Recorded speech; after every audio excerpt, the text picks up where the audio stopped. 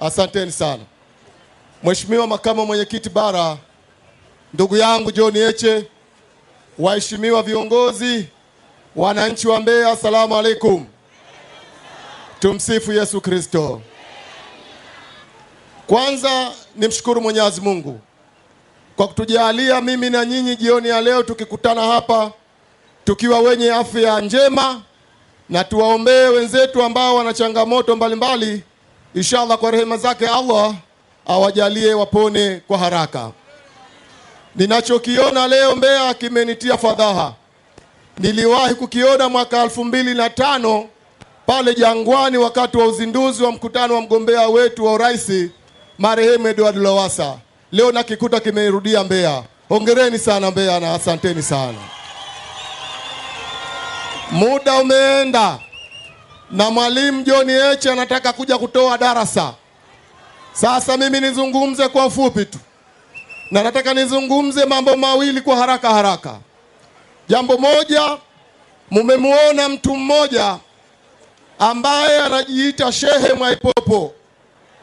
Simemuona? Kwanza nitoe tafsiri ya shehe. Katika dini ya Kiislamu shehe sio cheo cha dini. Shehe maana yake ni mtu mzima, lakini Mwaipopo sio mtu mzima, ni mtu wa ovyo sana.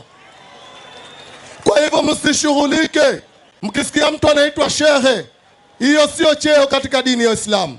Shughulika katika dini ya Uislamu mtu anaitwa imamu, anaitwa mufti, anaitwa kadhi. Hao ndio viongozi wa dini rasmi na sio shehe. Shehe ni jambo tu kama mnavyomwita wewe baba yako mzee, bwana. Kwa hivyo huyu Mwaipopo ni mtu wa ovyo sana. Ndugu zangu, nataka nizungumze jambo hili kwa sababu jambo hili ni hatari kuliko siasa. Imani ya dini ni jambo zito kuliko itikadi ya chama na falsafa ya chama. Na tutakapofarakana katika misingi ya dini, kwa kweli tutachukua muda mrefu kurudi pamoja. Na nataka nimwambie mtu wa ovyo Mwaipopo kwamba Watanzania hawampingi Bi Samia, hawamkosoe Bi Samia kwa sababu ya dini yake. Wanamkosoa Samia na serikali yake kwa sababu ya matendo yao ya kidhalimu na sio vinginevyo. Katika Uislamu jambo la kwanza linahimiza haki, jambo la pili linahimiza kupendana, na jambo la tatu katika Uislamu kuna mnyama anaitwa mbwa.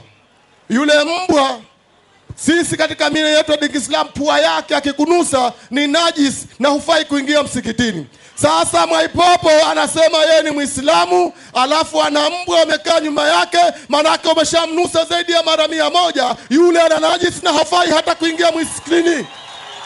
Hafai kwa sababu sisi Waislamu mbwa anapotunusa au anaponusa chombo chetu lazima tuende baharini tukanae vizuri, chombo tukisugue kwa michanga ile. Mwaipopo hajafanya hivyo, kwa hivyo yule sio miongoni mwetu. Ndugu zangu, nataka nimwambie na afande IGP. Jeshi la polisi limekuwa hodari wa kuzuia viashiria.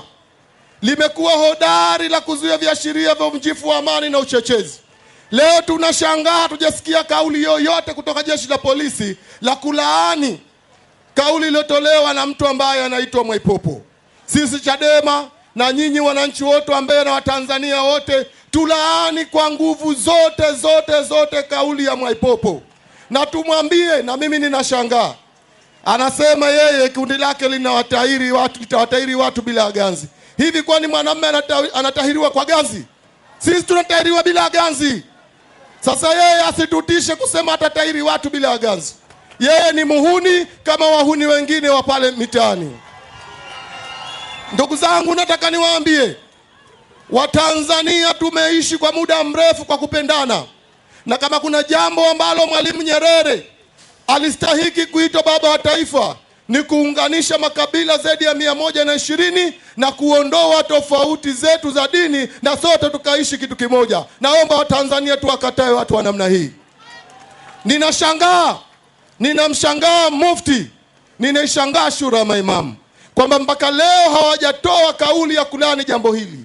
Hili jambo halifai kufumbiwa macho.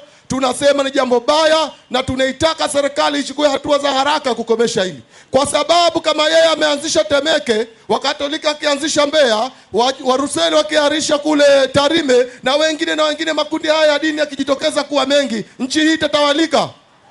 Nchi hii itatawalika? Haiwezi kutawalika. Ndugu zangu, mwaka 1997 sisi Zanzibar tulijiunga na jumuiya ya OIC. Ni jumuiya ya Kiislamu, ya nchi za Kiislamu, lakini kuna nchi nyingine ambazo pia sio Waislamu. Nyinyi ndugu zetu wa Tanganyika ndio mlosimama imara kuhakikisha kwamba Dr. Salmin Amuri anajitoa katika jumuiya ile ya Kiislamu.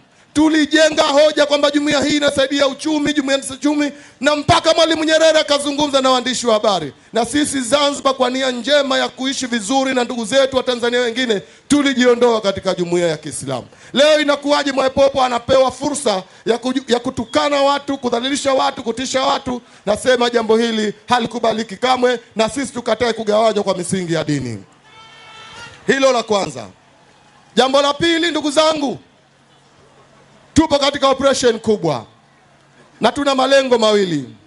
Jambo la kwanza ni katiba mpya, na jambo la pili ni free Tundu Lissu. Na sisi tunaamini kwamba mwenyekiti wetu Tundu Lissu hana kosa, na ndiyo maana mpaka leo mwendesha mashtaka ameshindwa kuthibitisha mashtaka dhidi ya Lissu, na ndiyo maana wamemweka ndani, hawajui wafanye nini.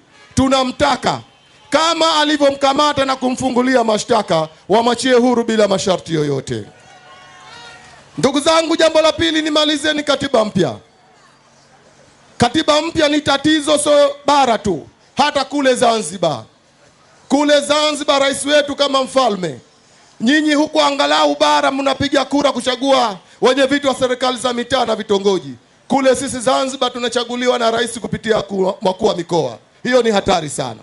Lakini jambo la pili, kwa muda mrefu wa Zanzibar tumekuwa tunapiga kelele kutaka kwamba muungano wa serikali tatu, na hata tume mbalimbali na zilizoundwa zote zilikuja na mapendekezo ya serikali tatu. Tuwe na serikali ya Zanzibar yenye mamlaka kamili, tuwe na serikali ya Tanganyika, na tuwe na serikali ndogo ya Jamhuri ya Muungano wa Tanzania. Ninaomba ndugu zangu wa bara muzidishe juhudi kuhakikisha kwamba ndugu zenu na sisi wa Zanzibar tunapumua. Leo tunawabebesha mzigo nyinyi.